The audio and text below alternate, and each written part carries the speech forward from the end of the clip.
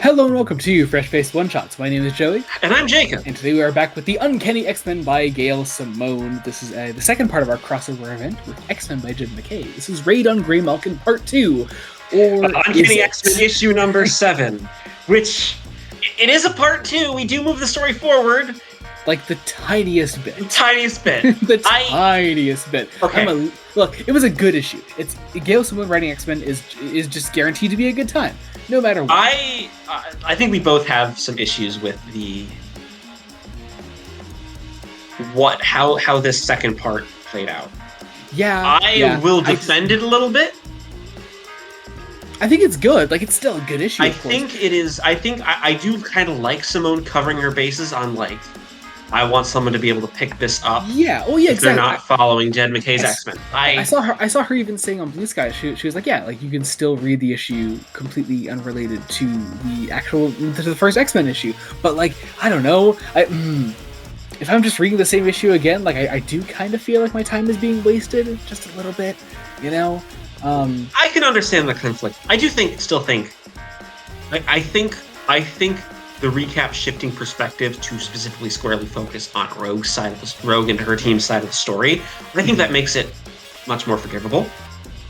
Yeah, and I love this first scene actually leading up to them deciding to go out to Greymalkin is fantastic because we never saw the Cyclops side of this conversation, back in X-Men. So this, it's still like a wholly original scene here. I love the Outliers forcing their way into getting involved here, despite Rogue's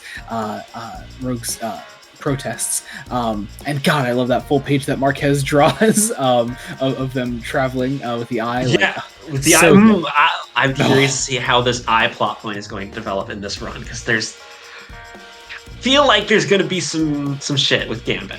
Like something's gonna happen. Also, we do also have. Oh, we're just gonna read the same point that I was. We do have split art duties on this with David Marquez and Edgar Salazar. You can tell where the art changes are, but honestly, I like Salazar's work. I think there's some. Salazar's also got his very nice sense of stylization. I love this panel in Greymalkin where we're in Greymalkin and we're sort of processing Calico and Jubilee. Where in this one panel, Jubilee is as she's being shocked is drawn completely differently, and I really like that. It's a really nice way to communicate some stuff. Yeah, it's very cool. We do also get some of Salazar and Marquez, for that matter, drawing a couple scenes like direct from the first X-Men issue from last time, such as like Temper, Psylocke, and Cyclops arriving at Greymalkin. Just scenes that are like ripped straight from the previous issue. Which isn't bad, but again, I do feel like sometimes I was reading like the exact same page, just maybe with some Rogue narration added in.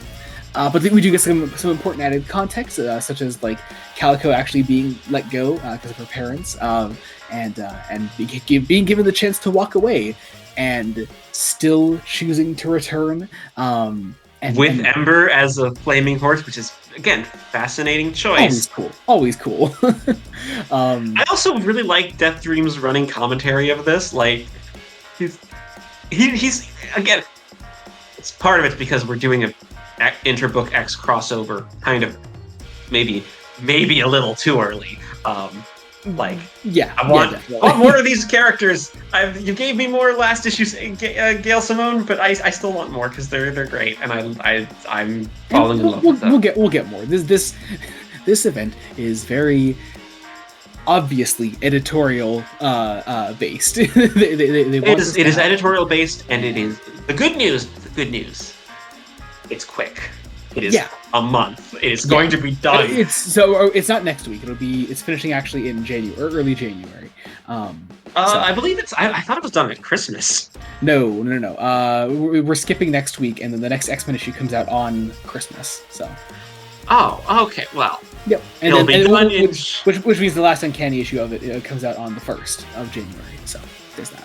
Fine. It ends at the new year. Ends on literally the first day of the new year. so there's that. But yeah, I love getting to see our once. I know we brought it up last issue, but I want to bring it up again. I love finally having the distinction of what to call our two X-Men teams other than X-Men and Uncanny X-Men. They're the Louisiana X-Men and the Alaskan X-Men. But yeah, we get to see the Louisiana X-Men being led into the prison with Ember and Calico. We get to see Jubilee even taking matters into her own hands and taking off her like ankle bracelet.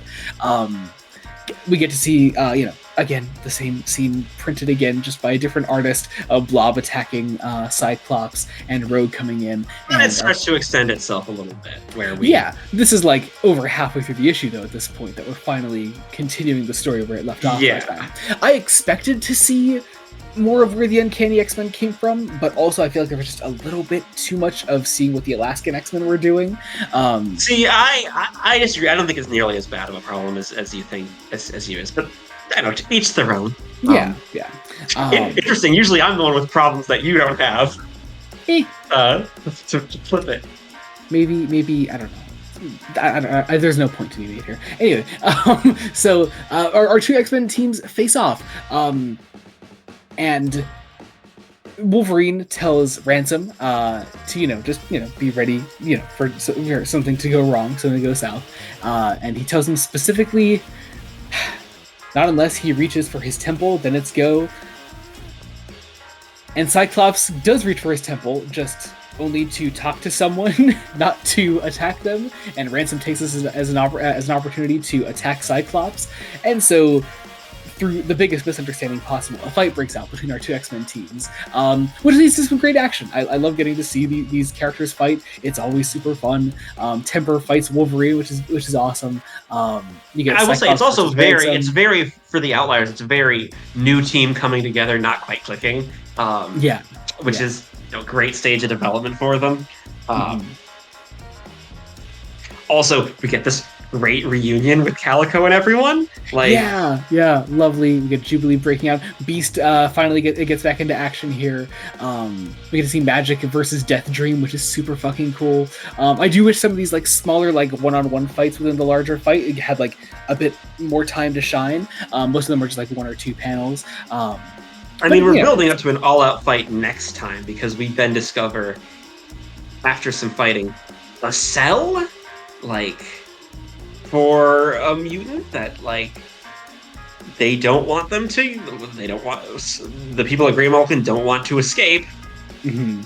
And Rogue and Cyclops theorize for a moment that it might be Charles, but there's not much time to think about that, because after Cyclops has unleashed his plan of having Juggernaut kind of put a stop to the infighting among the X-Men, they are then put face to face with some of Grey Malkin's guards, including of course Blob and a couple others here that I'm not entirely sure who they are at this time.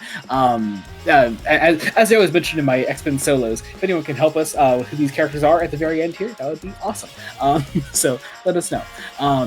That is where the issue ends, and it's a great end to the issue. I do wish that the issue was able to do and say more, but I think that's more of an editorial thing, and Simone is still able to make the issue shine through all that. But unfortunately, because of editorial issues, I think this is probably my least favorite issue of Uncanny so far. But only, mostly because of editorial problems, and that's all right. That's fine, I guess. Mostly. Anyway, that was Uncanny, and I think that about does it for this week. Be sure to check out other Fresh Face one-shots we do. We cover Superman by Joshua Williamson, Wonder Woman by Tom King, Batman the Brave and the Bold by Variant, which is coming to an end at the very end of this month, which I'm very sad about. We have Batman The Last Halloween, the supposed end of the Long Halloween saga. Obviously, we cover Uncanny by Gail Simone, and I also personally usually cover X-Men Vision and Decay, which we're also covering as one-shots for the sake of this crossover event. It'll all be over soon, and it'll no longer be confusing. Who am I kidding? It's always going to be confusing. But also check out the main podcast, Fresh Face Comics. We just finished up, as of yesterday, when this video comes out, releasing our current Teen Titans block with Volume 5 of the new Teen Titans.